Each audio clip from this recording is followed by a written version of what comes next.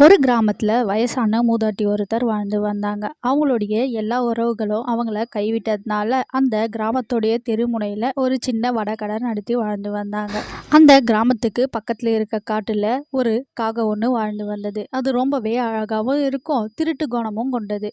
அந்த காகத்துக்கு அதனுடைய அழகு மேல பெரிய கர்வமும் இருந்தது. எப்பவுமே அந்த காகம் அதனுடைய அழகை வர்ணிச்சு கொண்டே இருக்கும். அந்த கிராமத்துல இருக்க எல்லா மக்களுக்கும் பாட்டியுடைய வடை மீது தனி பிரியம் இருந்தது. அதே போல அந்த காகத்துக்கும் பாட்டியுடைய வடைனா ரொம்ப பிடிக்கும். தினந்தோறும் அந்த காகம் மாலை நேரத்துல அந்த பாட்டி வடகடை பக்கத்துல இருக்க மரத்துல பாட்டியோட வடகடையே பார்த்துட்டு இருக்கும்.